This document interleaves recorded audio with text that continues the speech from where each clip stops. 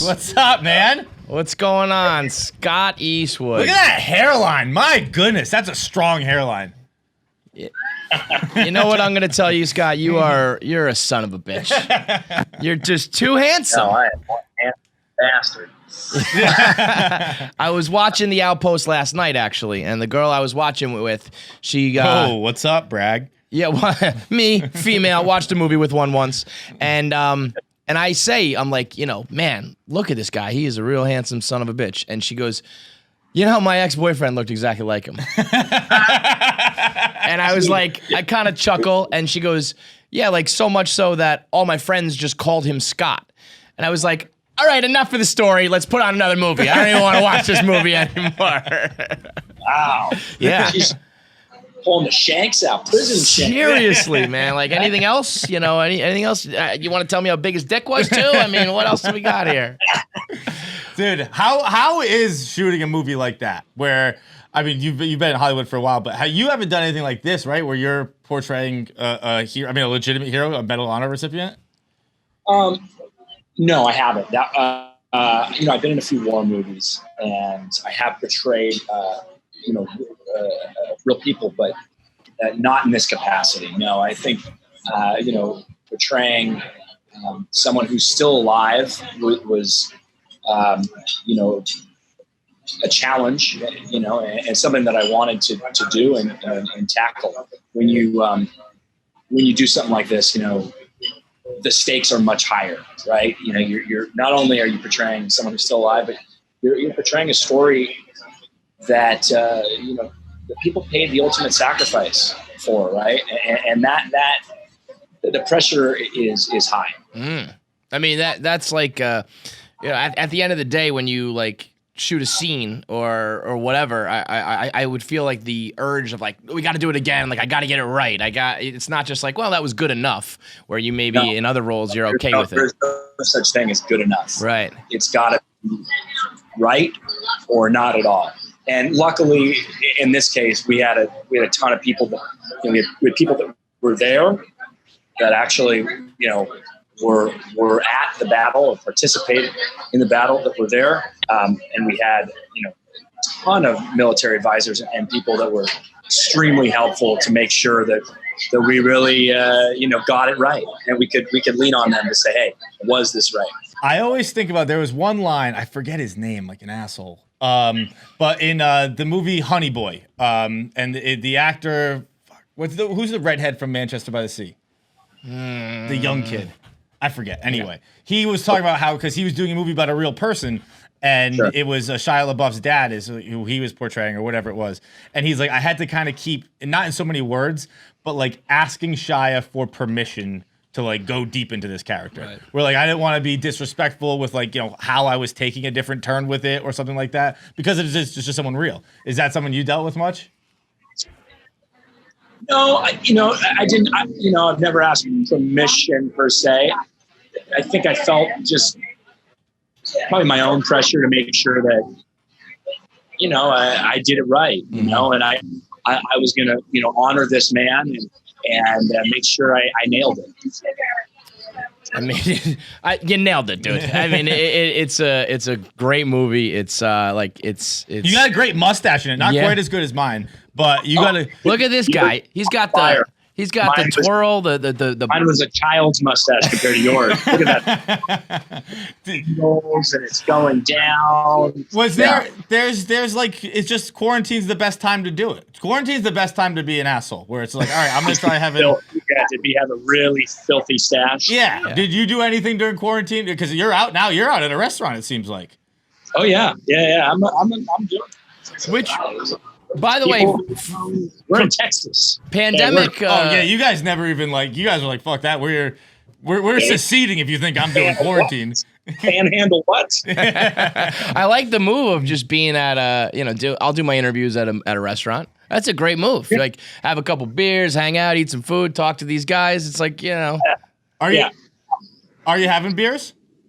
It's 11 a.m. No, I know what time it is. I asked the question. We didn't ask you what time it is, Scott. It's time for beer. You know what? I'll order one. There you go. What's your beer of choice? Or drink Ooh. of choice in general. If when you sit I'm down, a Coors Light guy. Coors Light, Silver Bullet. I'm a banquet. I'm a banquet Coors guy myself. Or banquet. The golden bullet. The golden bullet is it's a rarity. The Coors Original is it's a special one. That's right. It's a champagne. When now, obviously the Outpost is based on a book by Jake Tapper. Was he ever on set? He was. He came down for a week. Okay. While we were shooting in Bulgaria. Now, can you rank your CNN anchors?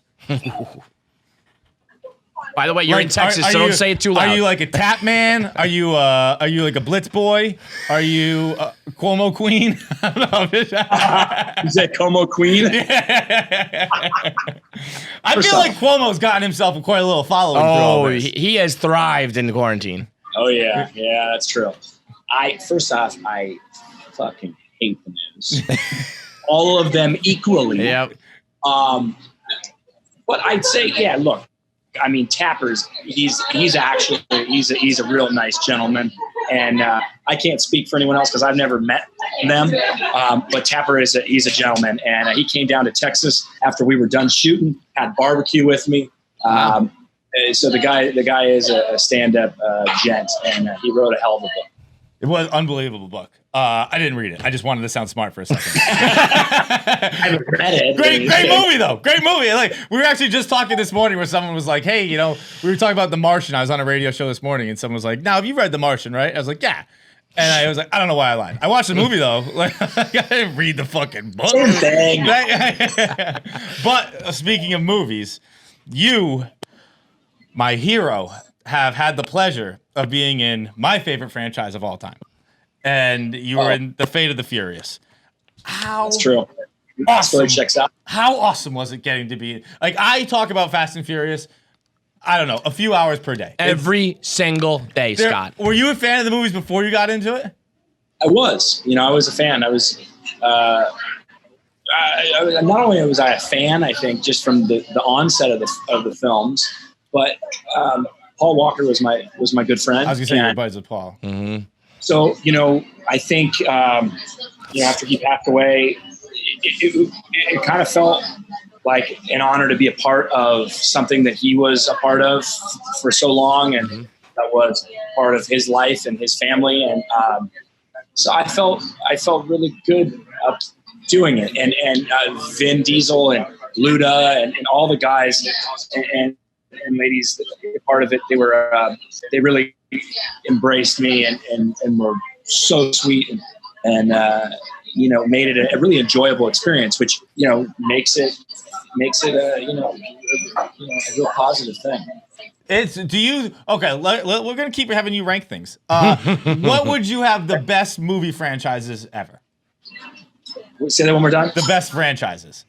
The best franchise of all time? Ooh. Top three. You can give top three.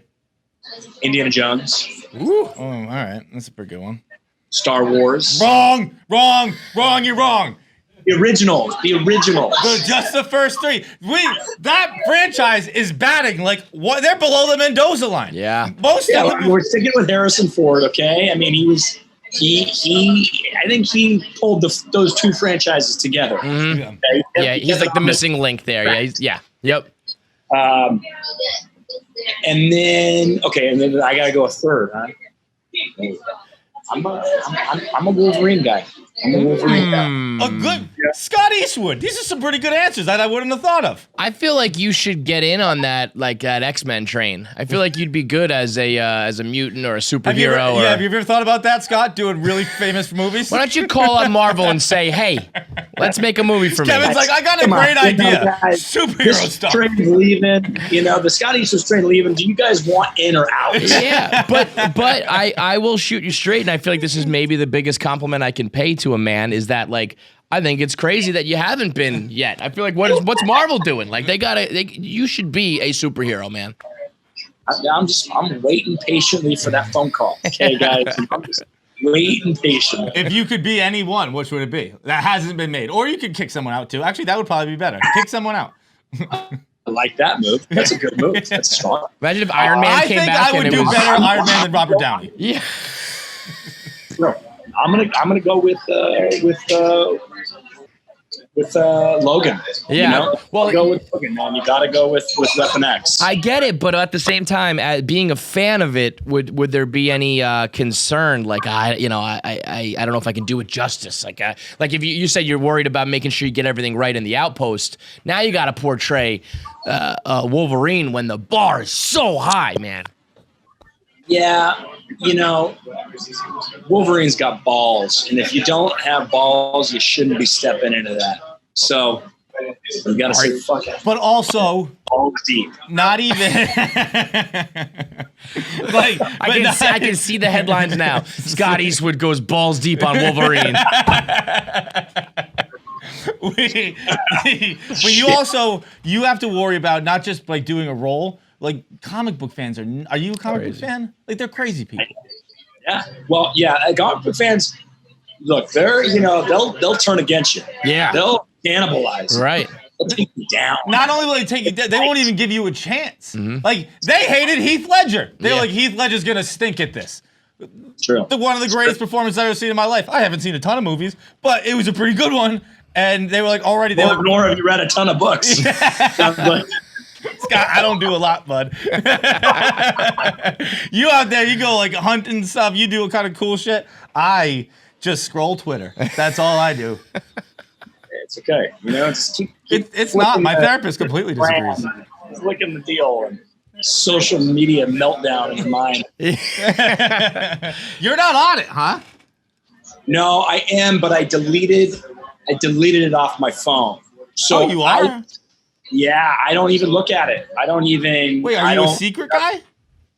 Am I what? Like, is it a secret? Like, are you not like verified? I was trying to look for your social media. I couldn't find it. I saw your Instagram. I couldn't find your Twitter. I mean, I'm on it. I have a presence. I drop it to my buddy.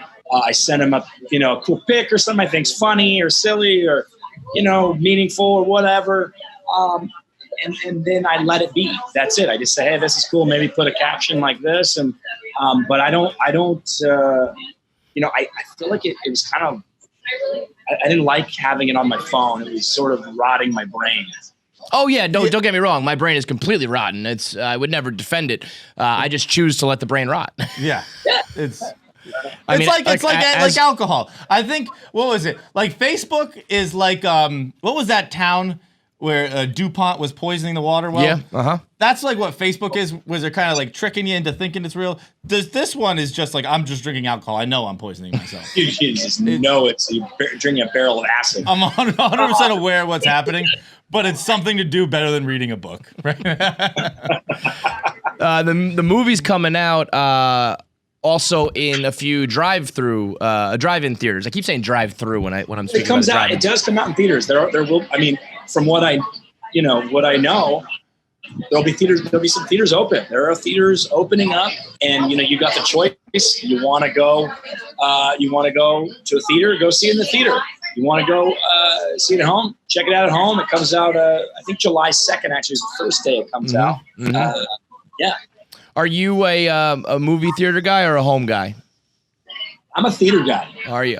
I like the experience. I want to see it. I want to feel it. I want it visceral. I want it around me. I like going to the theater. It's nostalgic for me. It's what I grew up doing. I like it. It's a fun outing. I think everyone probably our age has a romantic idea about the theater because where we all had our first kiss. Like who didn't have a first kiss in the theater? I'll tell you what. My first makeout was in a theater. Kiss? My first makeout. My first kiss was in a slide. My first makeout was in a theater. To anywhere but here. Natalie Portman cried the whole time.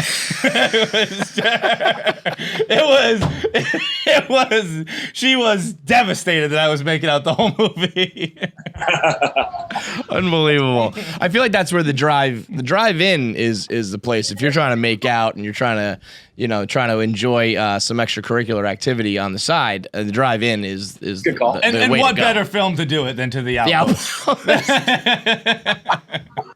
Nothing screams sexy You got time away like with words. Afghanistan. So in general with your movie career and your acting career, What's it like when, Pops is a legend of the game as well? And, it's obviously the family business is one of movies. Is that pressure packed? Does it make it more enjoyable, easier, harder? I feel like it's a unique dynamic for you. A lot of people the family's in the biz, but a name like his, was just so legendary. It's got to be a unique experience for you.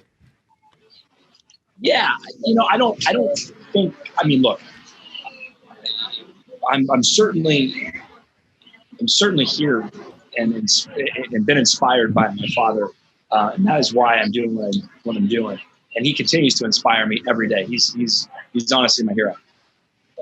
As far as the pressure you speak about, look, I don't really dwell on that or spend time thinking about things that are out of my control. You got to just keep moving, I think that would be a waste of time. So for me, I just keep my head down, keep grinding, get back to work, make another movie, and just keep going. Amen, brother. That sounds like a good plan to me. What's next? What's the next movie? It's a Guy Ritchie film. So we shot that in December and January. We finished that right before this whole nonsense. And it's going to be awesome. Jason Statham, Holt McGowan, Guy Ritchie. Oh, it is dope. That's a bomb squad. That there. I feel like Statham and Ritchie just do movies. Like, when was the last time Ritchie did a movie without Statham? Probably not the Kingsman. What's fucking Gentleman? The Gentleman. Right? Wait, Statham wasn't in that, I don't think. Statham, Ritchie, Eastwood is that's a trio right there. Yeah, man, that can't be fuck. You can't fuck with those guys. Yeah, no, I feel super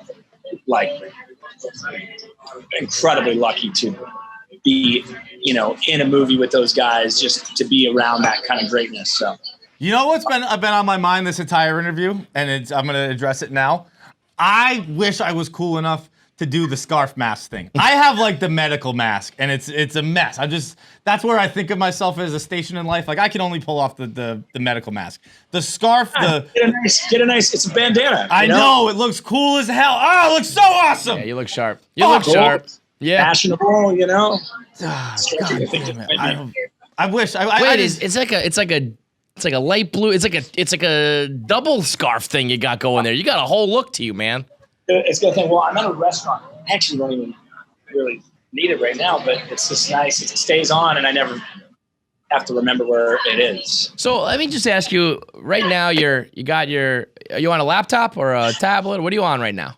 Laptop. So you got the laptop out. You're at the bar. It's got fucking Eastwood. Yeah. Why?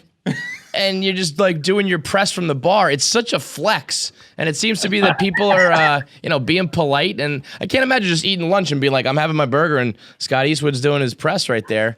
I have to order a burger. That looks really good. That's some good stuff. As soon as I get finished with these guys, I would love it. Thank you. Yeah. How do you cook your burger? Yeah. How do I cook a burger? Yeah. I'll tell you a little secret. You put an ice cube in with elk meat. With elk, you're an elk guy. Wait a second. I've seen elk forever. I'm a Joe Rogan fan, and he's always hunting elk and eating elk, and it always looks delicious. I don't even know where I would go get elk. How can you get elk? You around get it here? yourself, don't you? You kill it yourself. Yeah. Do you really? Yeah. Yeah. Come on. Yeah. Does that surprise you? Shot one last year at the Deseret Ranch. Bow hunting, of course. With of course. Yeah, I mean, bow hunting, what kind of idiot wouldn't do bow hunting? Wow, you are all that is man. You got to do it. The first step is you just got to start practicing and go, because it takes a long time to figure it out and just start, and get good enough to do it. But it's one of the most rewarding things you'll do to, procure your own food, right? Like, it's a skill set you have to learn, and you have to go and you have to try and you have to fail. And then, you everything comes together and you get it. And when you do it and you procure your own food and you freeze hundreds of pounds of meat and you have it through the winter, which I did. And even now, it feels amazing when I unwrap elk steak and cook it myself. I know I went and got it, and I know where it came from, and it feels good, and it's healthy. All right, so we'll let you go on this. July 3rd, July 2nd, you said. I think we have it down as July 3rd, but you said July 2nd. The Outpost is out. I think there's I think the first night might have like a preview thing, July 2nd. I'm not even sure what it is, but I know there's a whole thing coordinating. All right, go see it in theaters. Go see it at the drive-in. Watch it video on demand. But we're going to leave you with this, and I think I know the answer to it already because it's a question we have on a game we have called Answer the Internet. And it's if you had to either hunt for your own food or build your own shelter, which would you do? I think you're going to be a hunt for the food guy. Yeah. Could you build your own shelter? You can sleep in the rain. God damn. You say cool things and you look cool and it makes me feel bad about myself. I just picture Scott Eastwood. Got a mustache like you do, my friend. So. I got a vision of Scott Eastwood with his cool mask on, sleeping with a elk that he just killed with a bow, and it's fucking raining on him, and he's just looking all hot. You're just singing like a sexy Eskimo next to me. Or yeah, Scott. Yes. And he goes out and you're singing Hillary Duff. Let the rain fall down, Palma, whatever the words are. No, continue. That's what people always say when I sing. But thank you so much, Scott, man. Great luck with the Outpost and with the guy Ritchie and Statham. Tell Statham I said what up. Enjoy that burger, man. Have a good one.